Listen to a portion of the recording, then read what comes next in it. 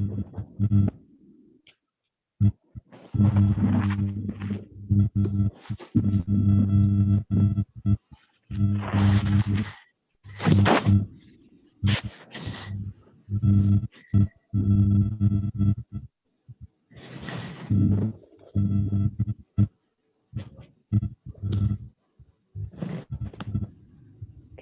we're gonna go live in a few minutes.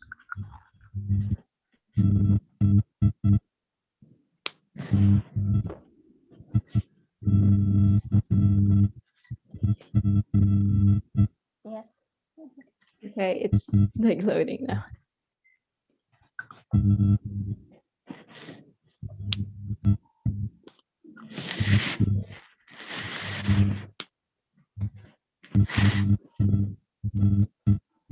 Right, okay. 3, 2.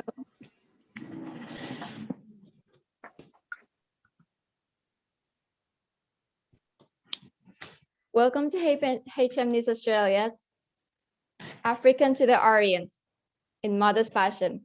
This is in partnership with Modest Fashion Manila. So today, we welcome these featured designers and one and only Roshan. She is the mentor for us right now to just, have like a lot of knowledge about all the countries in Africa that we don't know about. So here are the featured designers: Fazeela, Shiaam Abrahams, Phoebe Toluwani, and Iman Montayre from the Orient. So please introduce yourself for a bit, and we're gonna start very soon. So start with Iman Montayre from the Orient. Assalamualaikum. My name is Iman Montayre, and I'm here to learn African modest fashion and what we going to share together, exchange culture and ideas from Ms. Roshan. Right, Fazeela. Assalamu alaikum. I'm Fazeela Isaac, and so excited to be here today. Really, really, really wanted to get to know and learn from everybody here. So I'm hoping this actual collaboration is going to be so successful, inshallah. Really, really, really happy to be here. All right, Shiaam. Assalamu alaikum. I'm Shiaam, the owner of Modesty on Blvd. And Roshan and I have come a long way, I think. She's a mentor. Been a mentor for me since like 2013. So yeah, I'm happy to be here. I'm happy to be here, and knowledge is everything. So I absolutely look forward to the session with you guys. Okay, Phoebe Toluwani.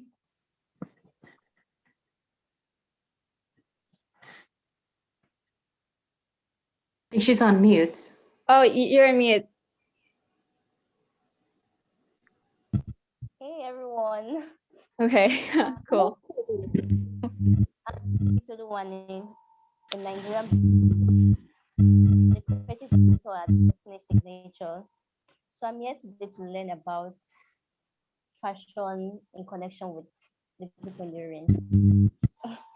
Okay, let's learn more about the mentor, Roshan Isaacs. So where are you from, and what's your background?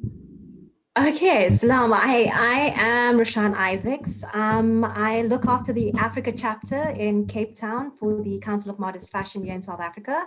And we've actually established a clear purpose of enhancing the businesses of designers in the African modest fashion industry.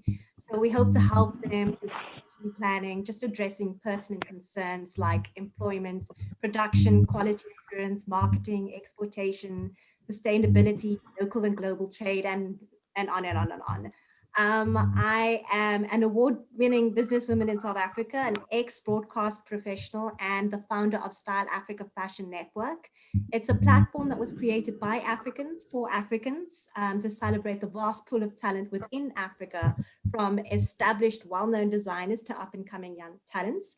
I also host my own show, which is also the name of my Instagram page, or besides at Roshan Isaacs, it's also on my radar. And there I speak to really inspiring individuals from around the globe on various subjects. But we're here to speak about African fashion and our connection to the Orient. And with the diversity at its core, Africa prides itself in creating fashion that expresses its unique design identity. And I think that's what the Orient expresses as well. So I look forward to discussing so much and getting to know your brands as well and how you influence African fashion. Right. This is Roshani Sachs, our mentor. So before we start, let's sing the Australian and Filipino national anthem.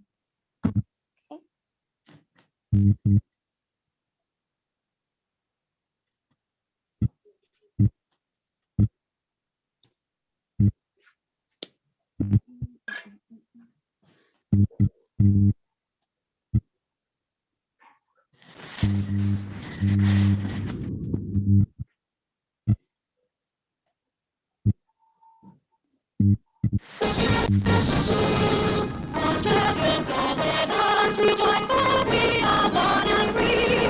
We've golden soil and wealth untold, our hope is good by sea. A land abounds in nature's gifts, of beauty rich and rare. In history's page, let every state advance Australia fair.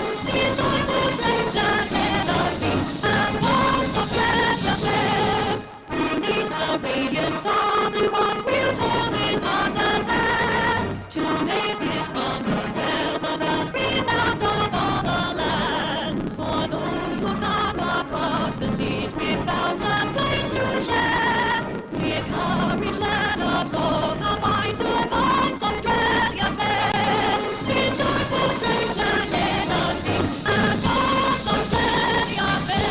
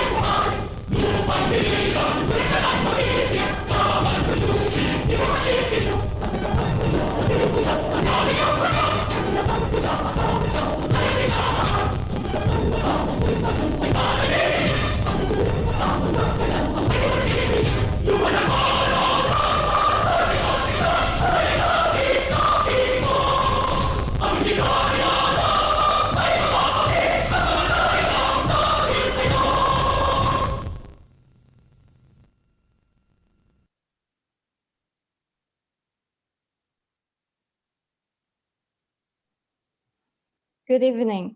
Culture is what makes us. Us, in partnership with Modest Fashion Manila, the Philippines, is where they meet African culture with all the different components of it, with such energy for designing new concepts and expanding culture to all horizons of the world. A source from a Filipino says that there are a lot of students from Africa who are studying medicine in the Philippines, and in return, a lot of Filipinos are in South Africa to work as foreign aid workers. Now, the fashion industry, the modest fashion industry, beyond of what is practical. Africa is a continent. There are a lot of puzzles to be solved, and we can break these cultural barriers down. Like we need to sketch a design. We are here and designing Africa to the Orient. Here it is, Africa to the Orient. Thank you for being here, panelists and our mentor. Enjoy the webinar. Thanks for having us. Thank you. All right, so let's take a picture before we start. So, okay, 3, 2, 1. Right, okay. So yeah, from the speech, like, what are you guys getting, like, from my perspective of the African continent? So start with Roshan, just to guide all of us of what we need to know, of what Australians need to know, of what Filipinos need to know about modest fashion. Modest fashion in Africa is really, it's defined by so many things because we come from varying regions. I mean, you've got Phoebe all the way from Nigeria, which is in the north, and then Fazeela and Shiaam and I are all here in the south. And those are the two biggest industries in terms of our presence in the fashion industry. But then you also have Kenya, and you have Algeria, and you have Egypt. And all of these countries in Africa bring so much to the table and so much uniqueness. And they are all, you know, there's this overarching question of how can fashion designers through their creations positively impact the global perspectives of its consumers, or of its wearers, of customers, of people who see Africa as a fashion continent, or representing themselves in the modest fashion sphere. And in shaping the aesthetics of, you know, what modest fashion is, it's made up of traditions, adopted traditions, colonial influences, religion, tribal influences, and all these are infused and woven into the story of African fashion. And I'm sure that when you look at Modesty on Blvd or Esteni, let me just get it right, Esteni, is that your brand, Phoebe? Esteni. And Maseeha Insta is? It's Esteni signature. Esteni signature. And Maseeha Instyle. All three of your brands are very different. And I think that when you talk about African fashion, it's the presence of Africa within the designer and how they wish to express their African identity through those designs. So you won't specifically find what people often look at Africa as: prints, you know, the starches in our materials, bright colors. It's not always about that, but it's also the influence of those things. So, and I think I mentioned before, we've got Indonesian influence, we've got Malaysian influence, we've got European influence, Western influence, and all these things make up what the history or the historical evidence of Africa within the designs that we produce. And I was hoping to actually ask Shiaam and Phoebe and Fazeela the question of, when they design, what essence of Africa do they have in mind when they are, you know, creating the design? Yeah, go ahead, Shiaam. All right. So particularly for me, I think what stands out is what Roshan is saying, is that the design principle comes from the designer and the essence of Africa within that designer. So for me, particularly, I look at the modest across cultural diversities and what actually interlinks us. And then also taking that to a level to say, okay, from what interlinks us as the multicultural society in modest fashion, what actually brings Africa to the forefront. So my design concept is always just incorporating different elements, but also staying true to myself as a designer as well, you know, being looking at society, looking at the modest woman, and looking at how that all culminates into design aesthetic that resonates across the culture. So for me, that's kind of my lens of my design concept. Beautiful. What about Phoebe? Okay. So basically what it's about, like, it's about how you want to express yourself. And so many things influence. Okay, so it might be like how you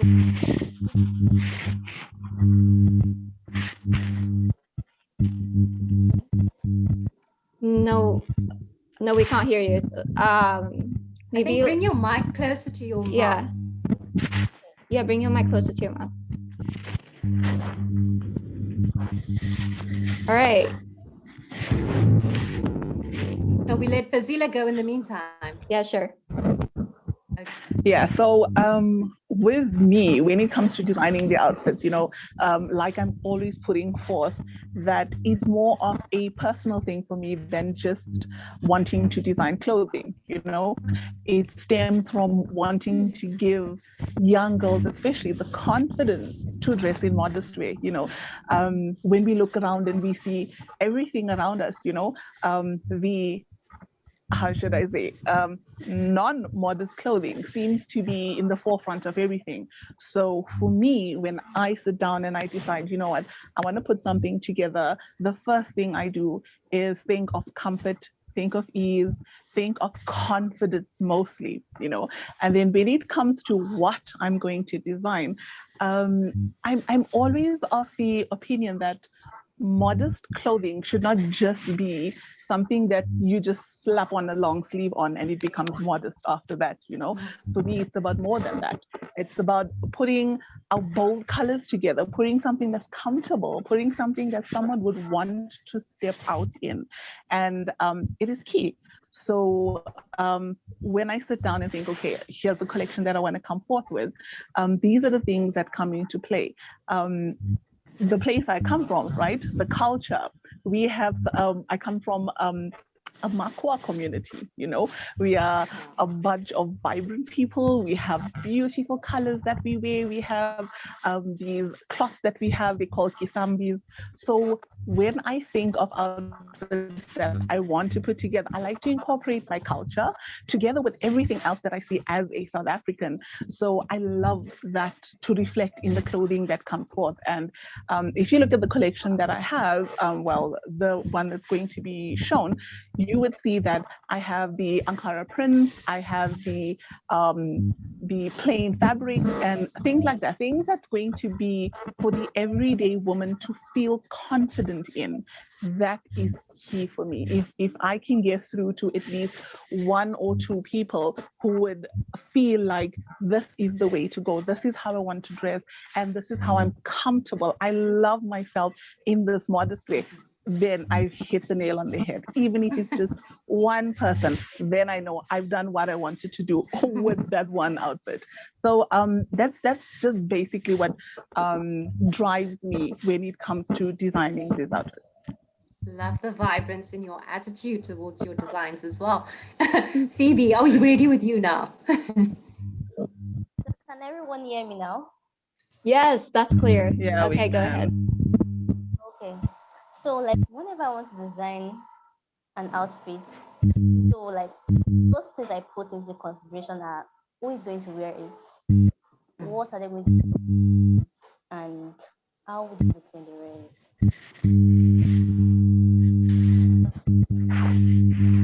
Okay, sorry. I cannot hear you. Like, Let me try to use the mic. Let me know. yeah, that's much more better. Just hold it, please, Phoebe. Okay, let me. Yeah. Alright. So, when creating design, once since I put into consideration that which wear it, how are they going to feel? How would they look when they wear it? Bring the mic closer, like this, Phoebe. Yes. So sorry, my apologies.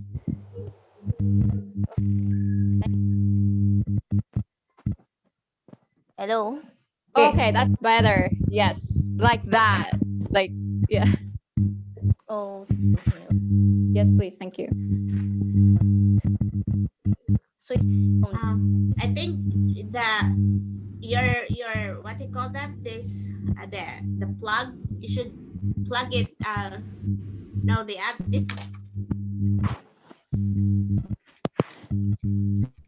Like put it really like There. fit it in. Oh, finally. It sounds Thank like you, it's, Iman. yes. Okay, go ahead, Phoebe. Show, like, Iman. share to us. okay.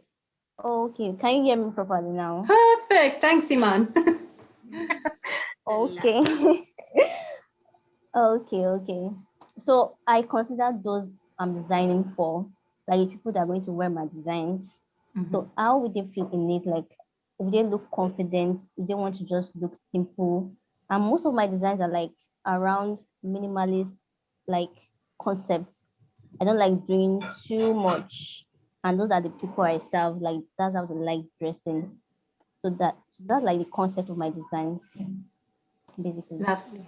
Thanks, Phoebe. I think from what all three of you said is very interesting. It's not just also about the culture and the heritage and things Yeah. that we grew up with, the values and those sorts of things.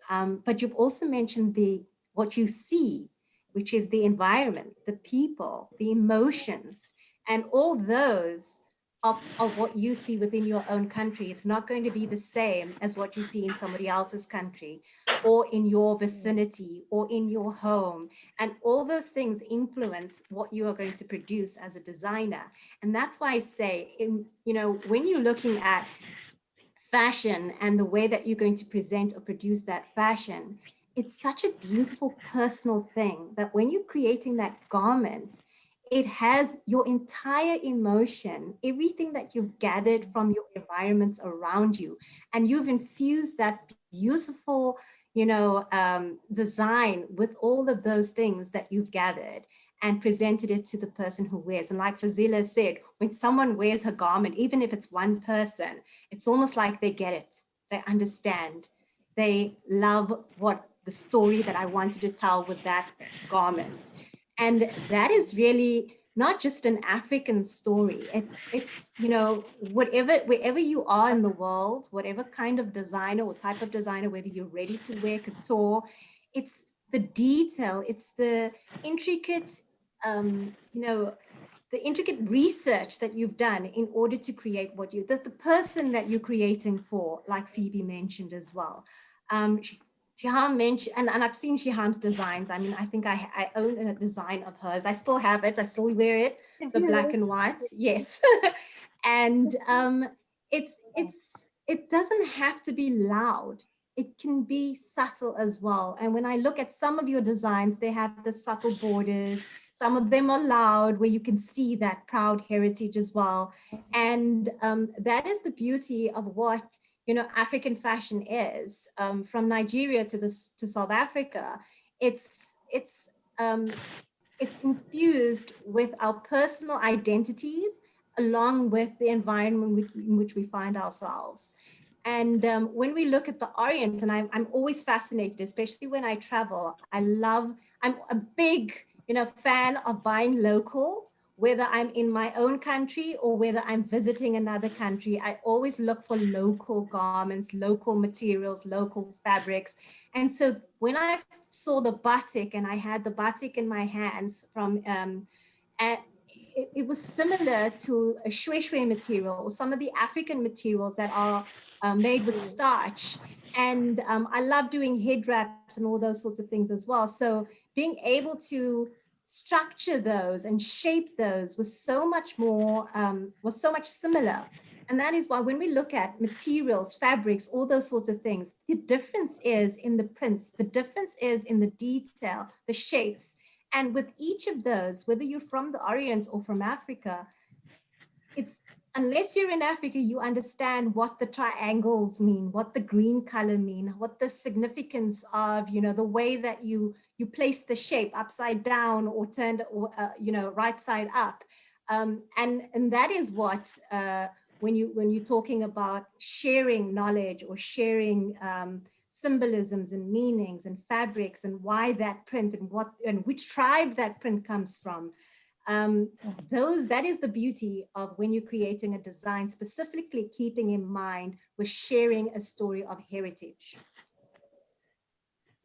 Wow. Okay, I haven't seen like any of you commenting on like your tribal your tribal language just on the fabric, like just any kind of statement.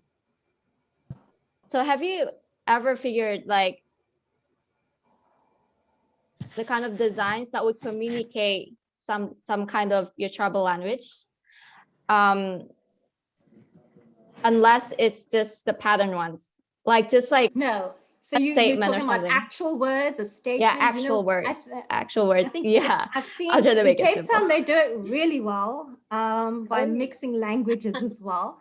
Yeah. You know, like they say, dala what you must, which means do what you must. Also, what does dala mean? What does dala I mean? think it means do, hey? Dala means Somebody to can do, help me. yes. Yeah, yes. I think that's do. what you know. Like whatever it takes, just do it. Yeah, you know, so we have that written on like dala what you must, and it's more of like a slang way of talking or chatting to each other, and it's just words that you know have come across cultures, and then you just mix them together and you put them, and then we've got a lot of Afrikaans words as well that I've Afrikaans, seen. I was just going to say that Afrikaans has kind of like just been at the forefront, you know, local is lekker. So Yes, I think which means local is Eritrea good, local is also. nice. I think Eritrea, they have, and Ethiopia, they use their alphabets. Their language Yeah. in the, They put it on the prints and make like a pattern out of it. Also beautiful, stunning, especially if the language itself has a different to the English print or the English language. I think we don't see that. I don't see that much in South Africa. I could be mistaken. I don't know about Nigeria. I haven't seen the garments with the words on. I have seen many prints and the symbolisms as well, especially in Ghana. In fact, we use it in jewelry as well. We've got Ghana have all these different symbols which mean different things like friendship or strength, and it's friendship, strength, bravery, and they place that in, I think, as symbols in jewelry, and they sell that like that as well, and it means bravery or it means strength. So I'm sure they probably put it on some garments as well. So I've seen those. So there is the influence, strong influence of symbolism when it comes to words. Like, I mean, there's words that we always use, even in the Zulu or the Xhosa languages. And I just haven't seen mamela on anything, and they're always shouting mamela, which means listen. So you guys are not like confident enough to actually do the words because maybe it sounds too harsh or like too exposed, is it? I actually don't think it's that. I think we actually have 11 official languages. Yes. So, for everyone to understand it. Exactly. Oh, right. There's no exactly. mystery in it. So it's not from your branding not at at all. Not at all. Like Roshan was saying, there are people who brand their clothing in this way. They do have these words on it, and it brings out the fact that we have so many languages, we have this diversity, we have this beauty, but not necessarily that we shy away from actually putting these words on there. Because like for me, for example, I speak the Makwa language, right? And obviously we do understand the Afrikaans, the Zulu, the Xhosa, all of these things, right? So if I were to put something on my garment, which is a Makwa word, not everybody is going to get it. Do you know what I'm saying? So it will literally be the community that I'm from that will get it. So if you want to send a message, you would want to send a message that everybody will be able to understand. And I think that translates our garments basically, and the patterns that we come up with, that is the translation. That is our message that goes out, so not necessarily just the wording on there. So yeah, I think, in my opinion, that's what it is. Definitely. And seriously, from my perspective as well, from the outsider, I would love just to see the exposed like culture of you guys, of the African continent. Seriously, the countries, like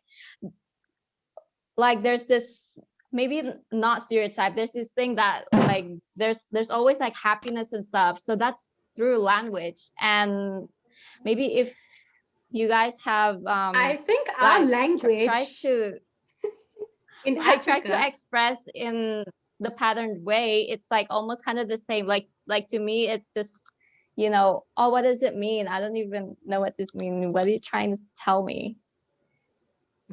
So that's the end. the confusion. So Shiaam, you wanted to say something? Yeah. Yes. Shiaam. What I wanted to add was, we've got the Indabelli print. And that, for example, is something that many identify with in South Africa because of the vibrant colors that are used. And like Roshan touched on, it is used in jewelry as well.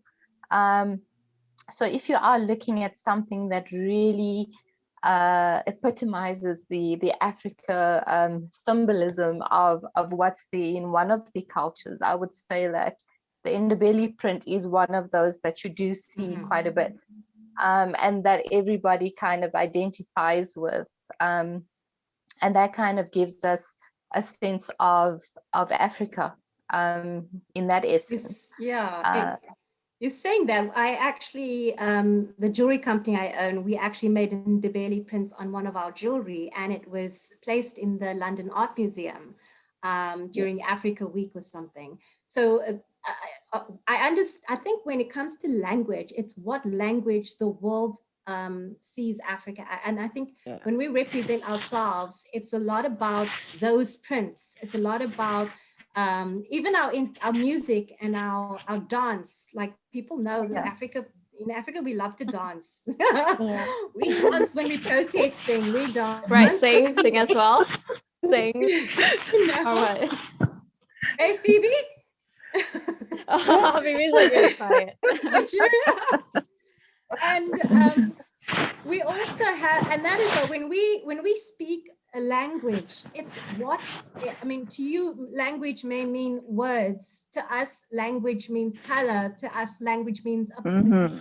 To us, language means an effect that we want you to feel about Africa. And we always say that, our heart beats to the drum of Africa, because, that is what Africa is. It's like, you've watched, we are the jungle.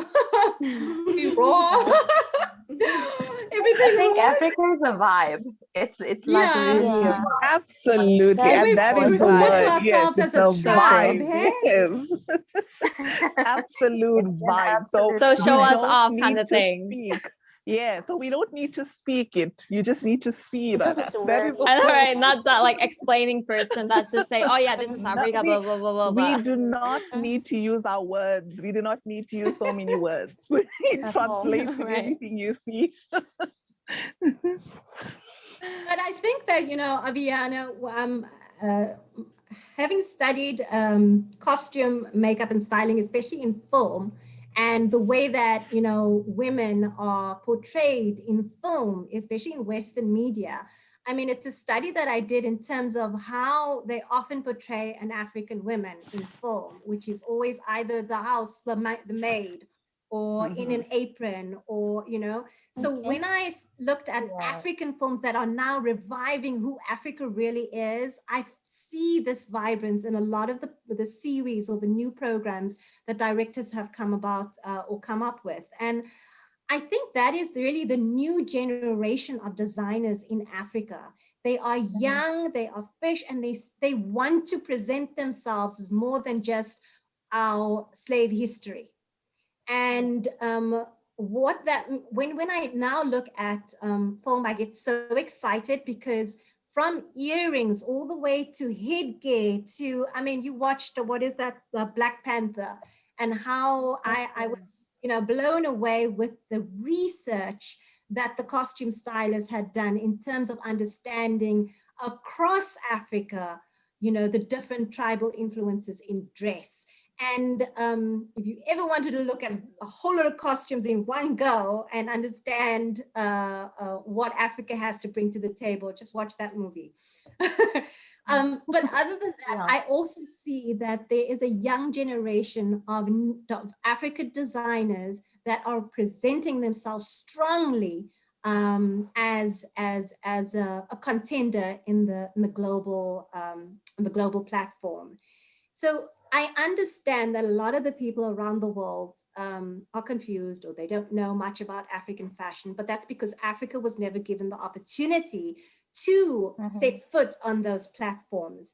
And now you're going to hear so much more of us, because as a young generation of new designers, we are making ourselves heard. We've got a designer that Laduma, who produced some of the outfits for Coming to America.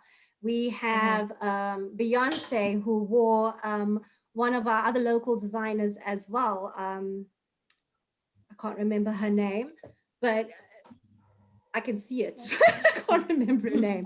But yeah, but you know, the influence is so broad. We have stunning knitted wear that Laduma also created, that had a standing ovation at his first runway show because of the way that he created his culture into a knitwear brand, which was absolutely stunning. So I think that slowly but surely you're going to start seeing the presence of African designers come through. And we've been quiet, but not because we wanted to. We've been quiet because we've been made quiet.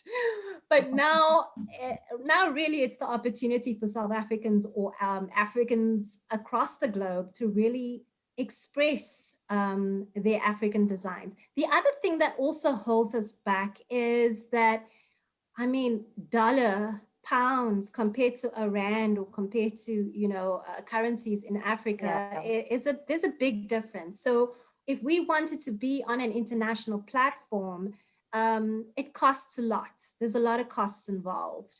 And that's why you'll only find a handful of designers with the opportunity to go overseas. So we do, as the Council of Modest Fashion Africa, we do look at ways of networking or connecting our designers to industries that can offer a sponsorship or part sponsorship for them to participate in global events. I am happy that the Philippines have created the Modest Fashion Manila so that our South Africans can be seen in Philippines as well and across the globe. Yes.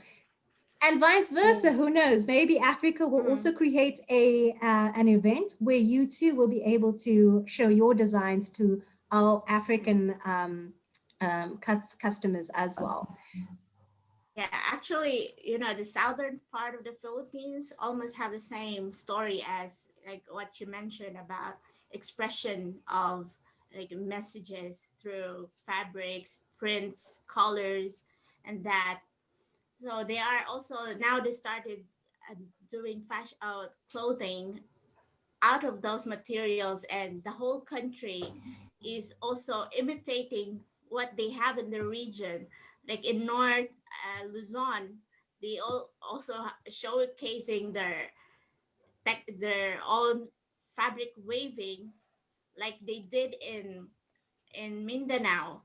But in my region, I'm in the middle. I'm in Cebu, so I was not really like in touch with those, you know, rich history, because we were first colonized by the Spaniards, and our identity was erased, and it was replaced completely with European, the colonial culture. So we were not. So that's why my design also were not focused on creating designs from or utilizing those fabrics. And yeah, we were so happy that we had, you know, initiated this Modest Fashion Manila, and of course invited the African designers to join us, because ever since I was so fascinated with the African culture. They're very colorful, very happy people. Yeah. Thank you, Iman. So like, have you guys heard of Antara? Yes. Okay, I'll start with you. I think Fazeela also mentioned that she's got that in her designs, if I'm correct. Yeah, correct? So I think a lot of our designers, especially now when you see a lot of the outfits, most of them are with the Ankara fabric. I think it's kind of the in thing.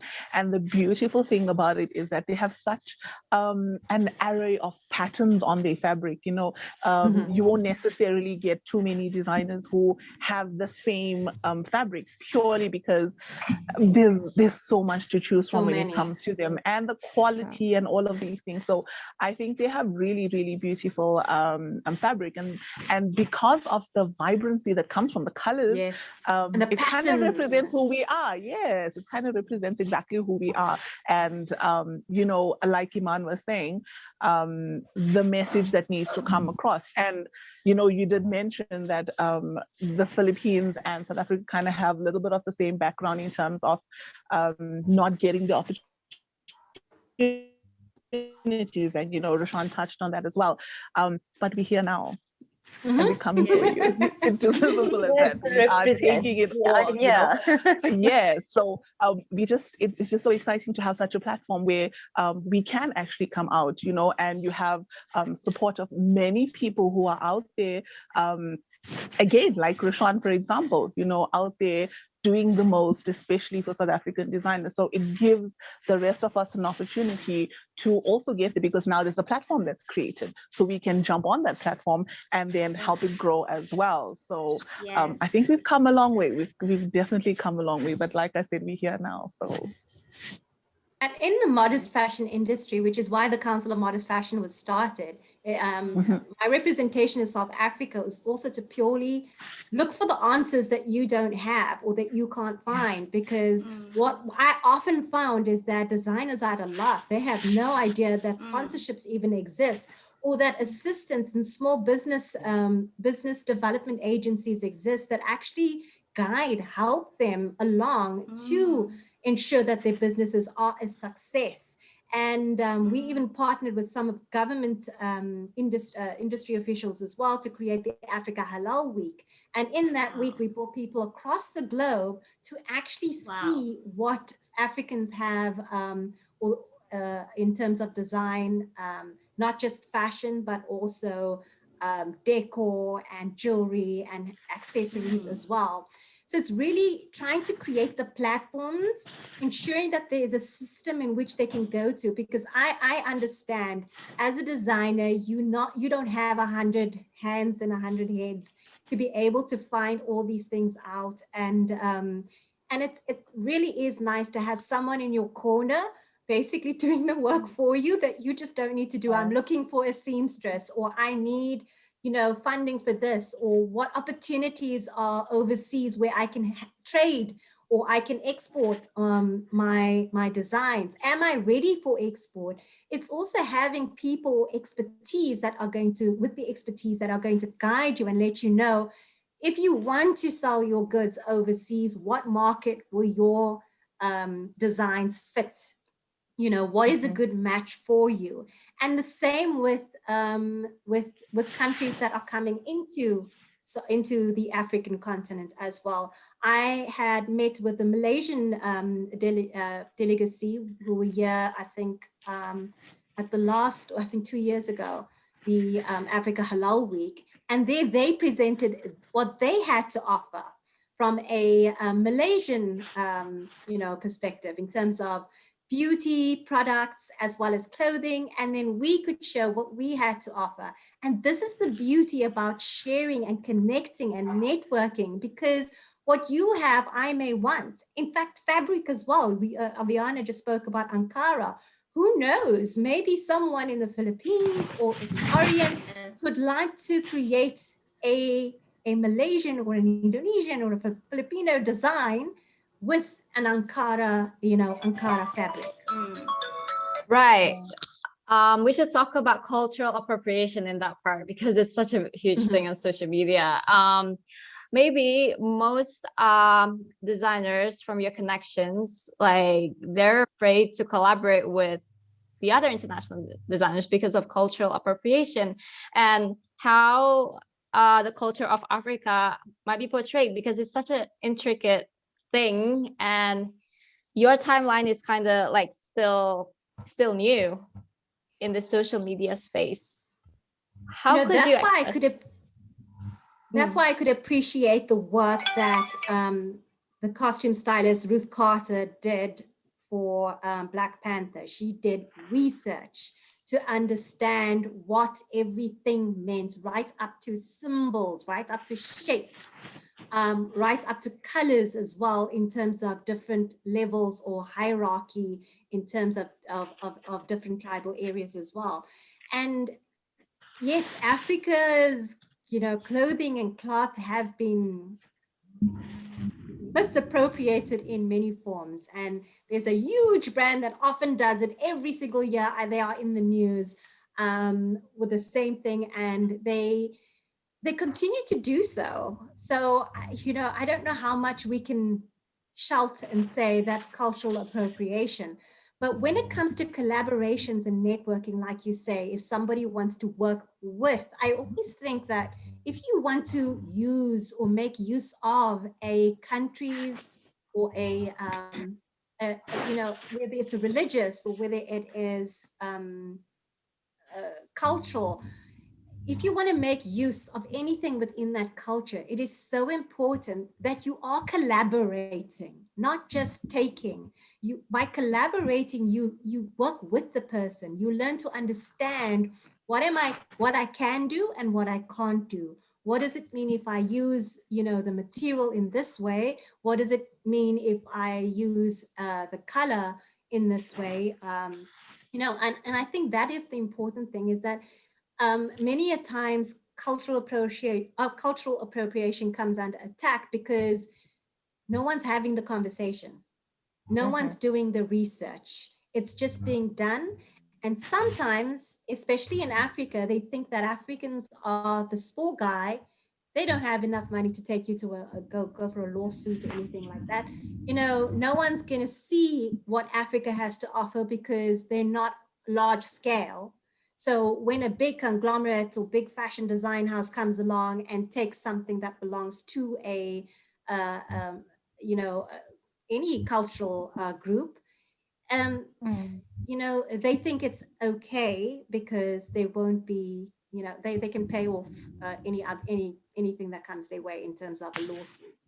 So I've seen it many a times, and the BBC Africa had a conversation or a discussion on that in which I was present as well, and that is when Louis Vuitton used this beautiful cape that we have, and I think Thabo Maketa, she's one of the designers in South Africa. She makes, she's been making these capes for years, and then we see a similar cape with the same print, the same fabric, walking down the runway of this huge brand.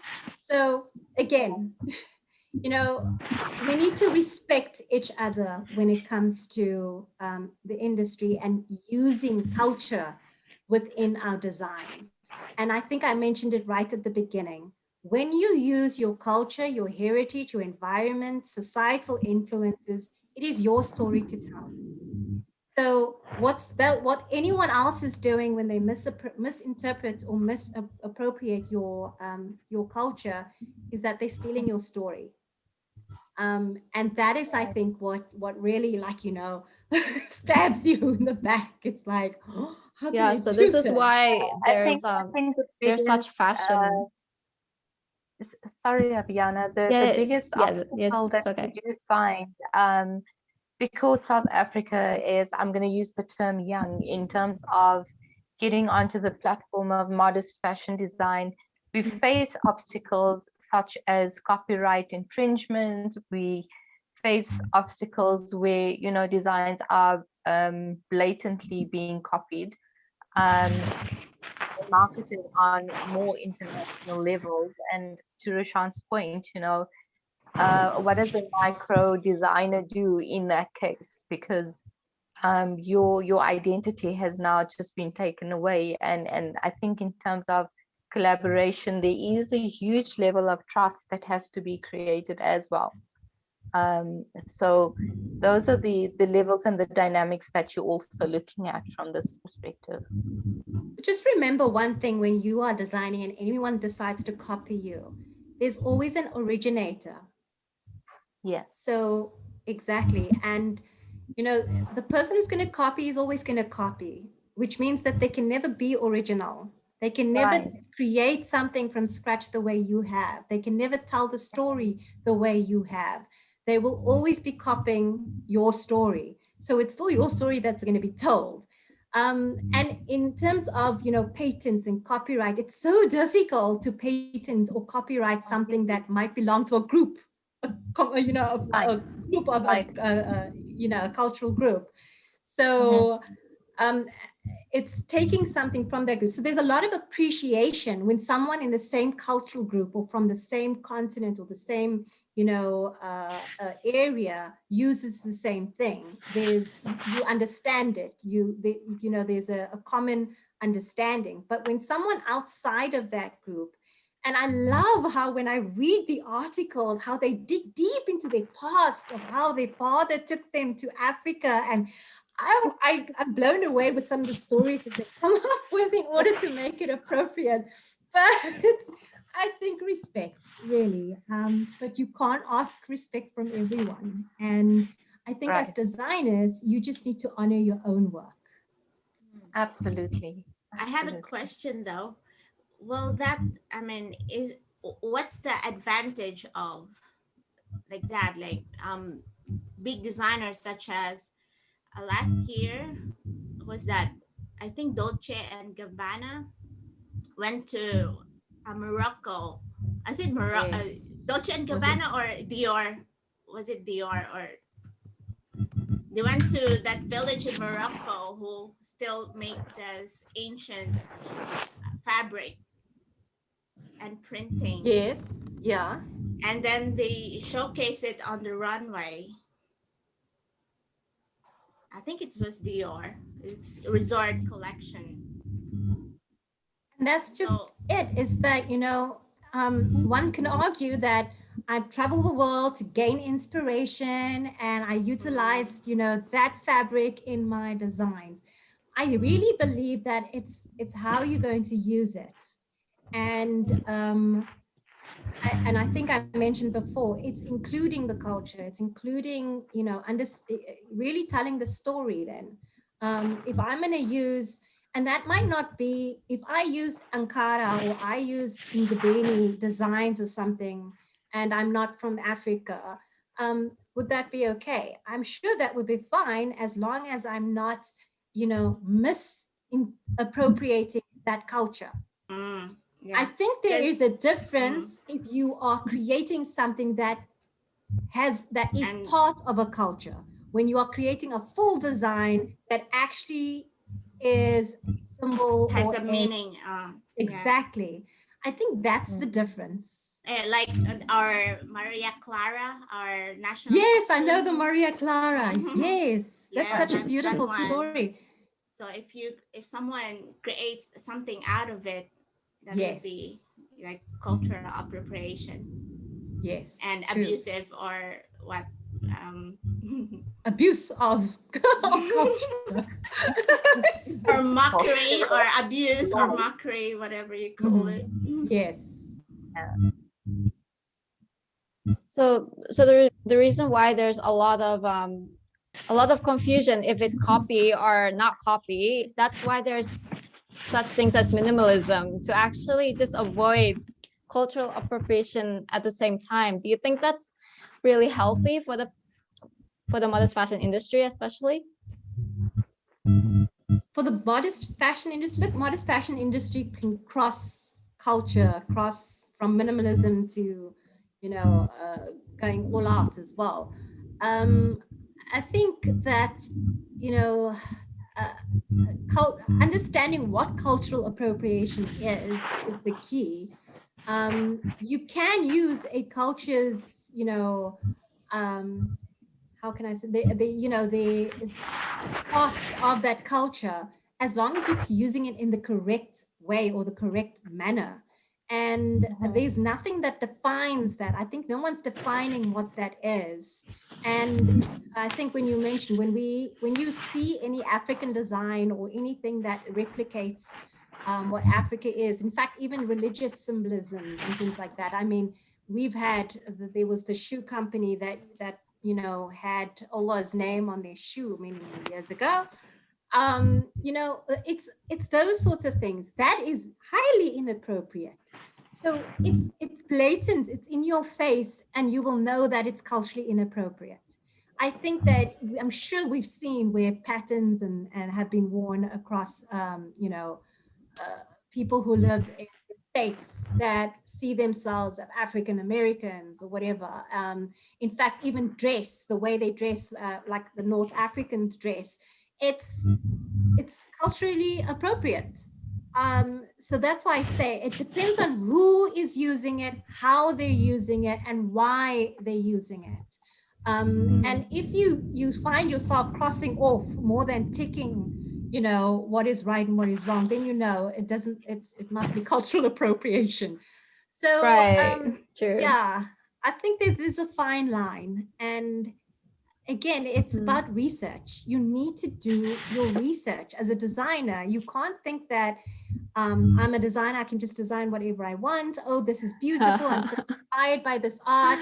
But what does it mean? If it stands out significantly in a specific culture or country, there must be a meaning behind it. There must be something that has got a striking story to tell. So learn to understand that. So if you're a big designer and you want to use someone else's something that you found in another country, take the you know, go and learn a little bit about it. Go and do your research, understand what it is, so that when you do use it, you're using it for the right reasons. And I think we get frustrated because we know that it's money making and not, you know, expressing someone's culture. Right. So Phoebe, your designs are most like minimalist. So what is your comment on it actually? Because like contradict like the Ankara fabric and Like I would have really loved to use the Ankara fabric, but like really reproducing it and getting the same fabric. That was why I opted for like plain materials. So basically for me, it's not about the fabric. It's about like what you want to interpret with your designs. And that was what I did with my collections. So the thing was like moved by Esteni. It's about expressing, expressing confidence, like expressing whatever you feel, like not being limited by culture or cultural beliefs, like expressing yourself. So that was the concept of the design, and that was what I just opted for. so you're actually on the safe zone in here, right? So for your future designs, do you wish to actually join these designers to actually collaborate this with your perspective as well? Like collaborate with others. Yes. Yes.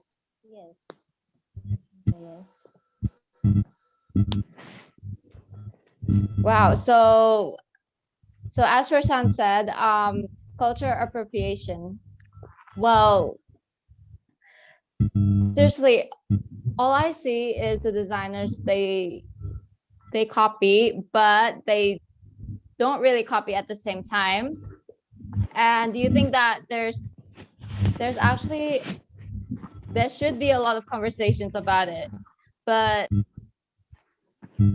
we just want to design, right? Like, isn't that just the fun thing, just to design the dresses without any kind of, you know, thinking about cultural appropriation, because there's not a lot of assistance to do it. I think, Aviana, from my perspective, I think a lot of designers, it's almost an art, it's an expression that comes through, and you'll see that in various brands that are out there. And I think the core focus is your target market. It is who you are designing for. It's about getting your talent and your aesthetic out there as well. And not everybody would like your brand, you know. I mean, there's a lot of people that would say this is just not for me, and they would go to something that's more minimalist, where there is somebody else that would come and they would want something that's more extravagant. So yeah, I think with that aside, there is that need for designers to express themselves, and that's what they bring forth in a lot of the designs that I see out there in Africa on a whole. So do you know any fashion influences that is dominated in the African continent? Or okay, start with Phoebe from Nigeria. Okay, like the African brands. Yes. Yeah. So we have a lot of too. We have like a GT Fashion Week. Like they promote designers, they promote their designs. Physically, but due to the COVID thing, so it has been like turned to virtual fashion week now. And so we also have a Rise Fashion Week. So what they do is like they promote designers, they tell their stories, they post their design on their page. So they have an Instagram page where they like post designers. So I think designers send that they like register for it, and that's how they get it. So we have so many stylists in Nigeria here too. So we've got a lot of Africa fashion capitals, and African fashion weeks are held around the month of, well, twice a year, I think, around 54 countries across the continent. So I think over 10 events are organized from Senegal to South Africa, Ethiopia, Tanzania, Kenya, Nigeria Fashion Week as well.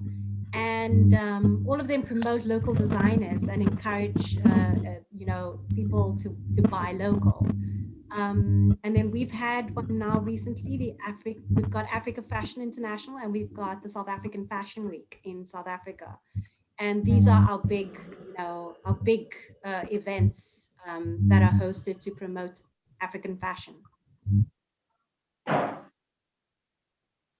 Right. African fashion. Like, it's just so confusing to me sometimes, because like when I see Phoebe, it's this minimalism stuff. Like, you represent Nigeria right now in this panel, and it looks like maybe like in your committee, Fazeela, do you think that wearing minimalist clothing is such a rare thing in your community? I wouldn't say rare. I think, you know what, when it comes to fashion especially, many people obviously they desire different things, you know, like Shiaam had mentioned, they do desire different things. Everybody has their own personal style, etc.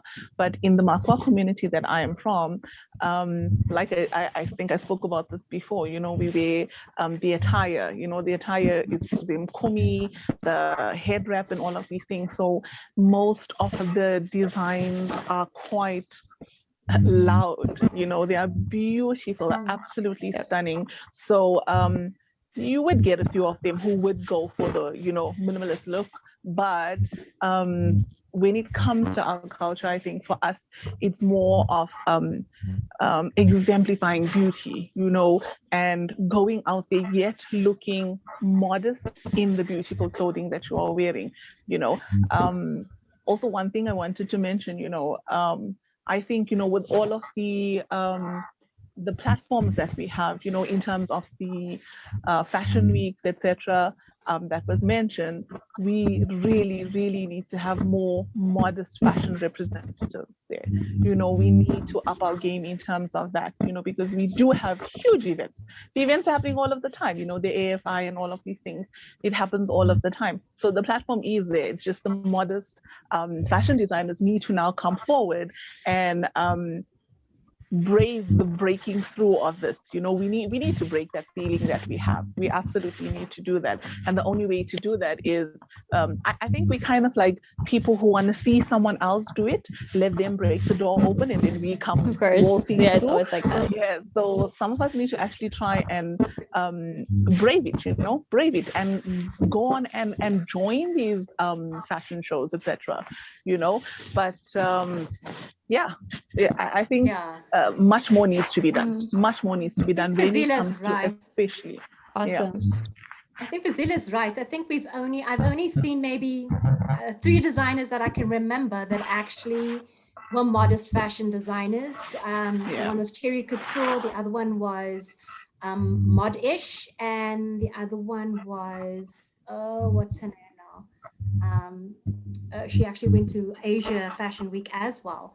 When I say the 3, they were one in so many years, every so many years, only one many years out. later. I remember that. And you're right, as the Council of Modest Fashion, I would like to actually arrange, in fact, we have made contact with them before, but it's costly again, but it would be great if we had a actual section for modest wear within the Africa Fashion Weeks, so that can be presented.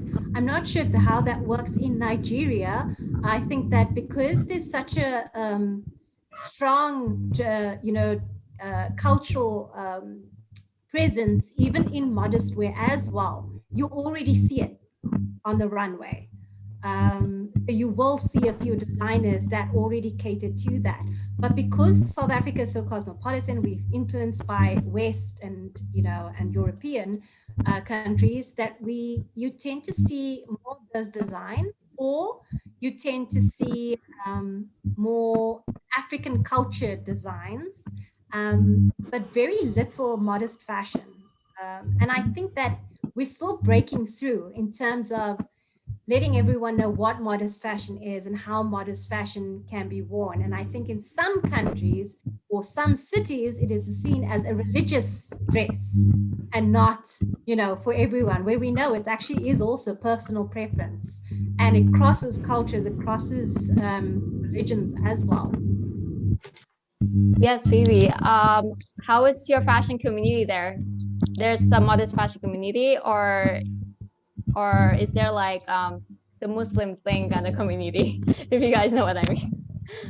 Yeah, it's not like few modest communities. Like it's not really as much as the regular fashion community. So we have the brands that promote the Ankara, right? In an elegant way and in a simple way. So we also have those promoting the Ankara, the Adire.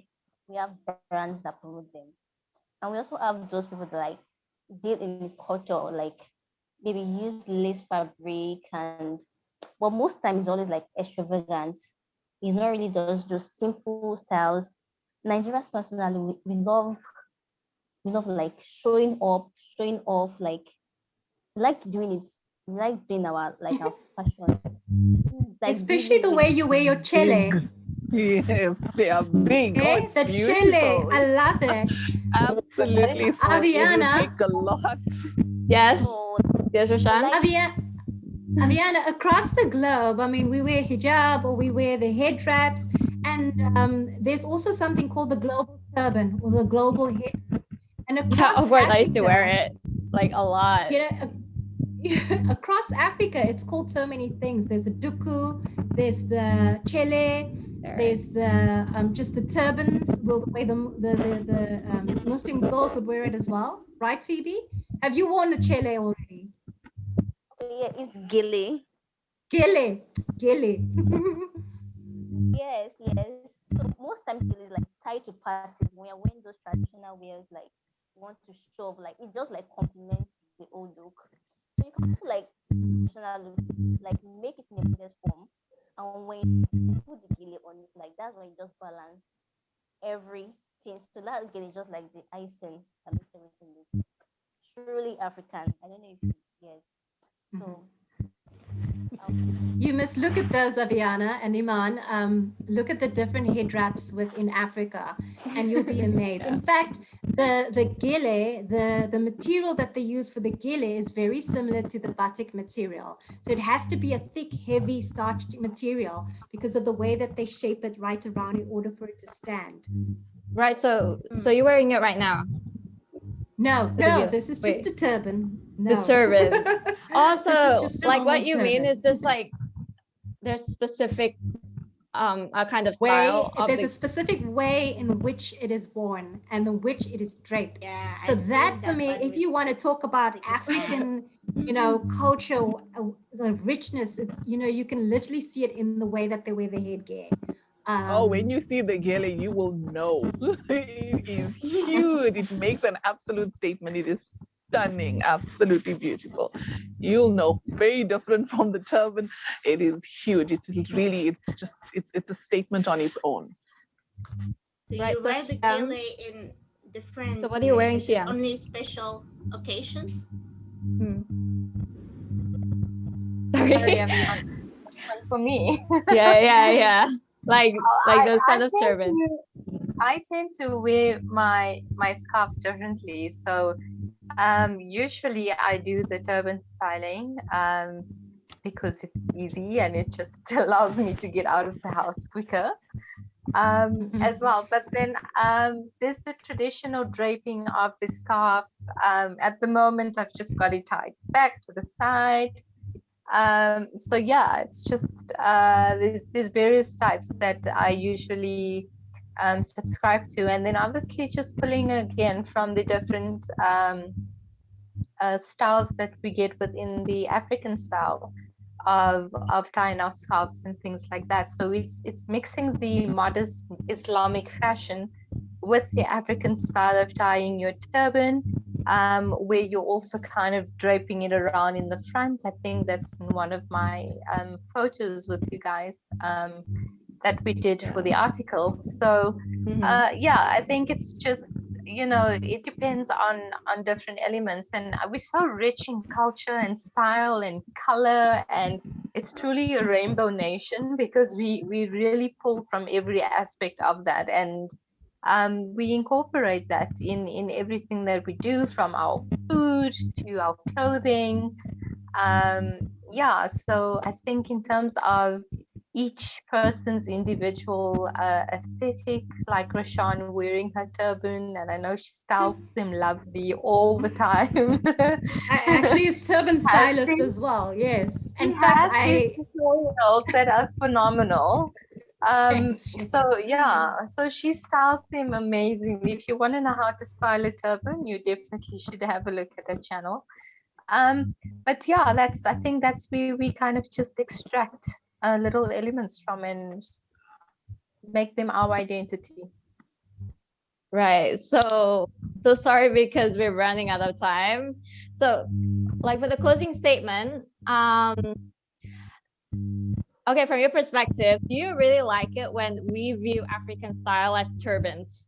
Like literally just turbans, just categorizing it, literally categorizing it. Is that where you, so you do see the African turbans? You have recognized it? Yes, like you know when I see like think? influencers wearing that, I was like, oh yeah, that's from Africa or something. I thought so stereotypical, but it's just not really like that. It's just a good thing that it belongs to Africa, probably. Yeah, you know what I like about it is that I think, you know, to recognize that as something that belongs to Africa, it's almost like you recognize the queens of Africa, and we're wearing our crowns very proudly. Yes, so absolutely. For me, I'm okay with that. And okay, how about you guys? In fact, when I did a talk at the World Islamic Economic Forum a few years ago, and I had my turban in very different styles every single day. And it's part of who I am. It's just the way I've always created and styled my turban. So I've never felt out of place creating an African looking turban because, you know, and it's something that they noticed every single day.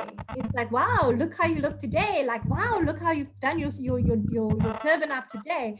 And it's really because of the influences I've had with the various cultures around me in Africa. So yeah, I'm wearing my crown very proudly. Great. Okay, how about you, Fazeela? Oh my God, you have a lot to say about this, I guess. No, you know what? Let me tell you firstly. Oh yeah, you're laughing at that. Okay, I'm really sorry if I say that. Like at making turbans, by the way. I suck at it. I've tried it so You many must times. join my class, Fazeela. I think I must. I am so terrible at it. I'm literally the person who just puts dupatta style and I keep it moving. And you see, today I have my burqa on, and that is it. That is just as far as I go. However, it is actually beautiful that you would take something, you would see a woman in turban, and you would absolutely take that and link it to South Africa, And Roshan said it so beautifully. That is our crown. That is who we are. That is what we are made of. So when you see that, there's a lot of power that comes in having these things on our heads. There's a lot of, we exude the confidence that is really who we are. Not many African women are shy women or women who would not want to express themselves, And so I love the fact, Aviana, that you see the turban as being an African thing, and it is the identity of Africa, the different countries in Africa. Everybody has a different type of head covering, but it all comes back to the turban style. That crown that is worn so well and so elegant. So I think that is brilliant. I absolutely accept that. Thank you, because absolutely. I always wear it in Australia, to be honest. When I was like a teenager, everyone was like looking at me seriously, like, you're not from there. Seriously, girl, what are you doing? But if you notice, but the turban has taken over. Like even the influences in the States, everybody is they are now, it's like a thing, it's a thing. And again, going back to the appropriation thing, I wouldn't see that as appropriation. There's a very fine line between appropriating someone's culture and being inspired by someone's culture, and when it comes to something like the turban, the fact that you guys are all wearing it all over the globe, I think that is beautiful. That is actually, it makes us proud. It makes us excited to know that we are influencing people around the world to actually come in and join our queendom, with our turban. So I think that we accept Aviana. The turban is ours. Thank Actually, you. that's so cool, because in my experience, like literally in my experience in another country, I won't name it, like not in another country, but like in a community, like where I'm studying right now, it's just like, it's such a rare thing, but this is not Australia though, but it's just like a rare thing, as in like, whoa, you're just that style. Like, what are you trying to show? So that's the spirit of Africa, isn't it? Like, it's just, absolutely, it stands out a lot. Yes, and it stands out, and that's the thing. It's embraced. I think there's so many people, they embrace it so openly, and it's I don't think you'll walk in a mall and not see somebody wearing a turban. So I think that it's definitely a symbol in terms of our African style and aesthetic, to have the turban styling and the freedom that you have with styling it in many different ways. That's also what brings the creativity of it out. So I love those messages, to be honest. Right, Phoebe? Like this, everyone like turbans. Sorry, I can't hear you. I can't. Like, yeah. Okay. Can you please like have it like the plug? Okay. Yeah. Plug again. Yeah. Okay. Yeah. Just plug it again. Okay. Yeah. It got loose. Yeah, just tighten it a bit. Like, Hello. Yeah. okay. Yes. Great. Okay, like they said, like most people like wearing, like you can basically everything. Maybe when you're going to the office, you can just like color that matches your outfit, and like it's just easy to wear. But unlike the gele is like specifically made for parties. Like when you want to slay to the party, that's just the gele thing. But turbans like are easy to wear. You can just wear it anywhere, and just so simple and chic, and we love it. Easy and simple for Yes. some. yes, the Muslim community in my hometown, like we were proudly too. Like they know that it's from that culture's like sphere, but like the girls that are wearing it, they're like confident, and the girls that are wearing just a normal scarf, they just wear the normal scarf. They just like, you know, just be modest kind of thing. Just stay down. Right. So Iman, have you worn any Yes, turbans? Aviana. I'm not that confident yet to wear it, Okay. but Yeah. I wear it when I make selfie only. You know, because it looks really good. It makes your face. It gives a different identity to myself. You know, I see myself someone like elegant, powerful, like someone like different when you wear a simple scarf, right? You look more like demure. That's how I see myself. Like when I combine, compare wearing that and wearing a turban, and I cannot wear turban outside because I'm already odd in my city. I have no idea It's why, not. but seriously, most people like think that like this style is better than the turban. How is that Because how is that good for women, Iman? Literally. I think it's religious All right. point of view.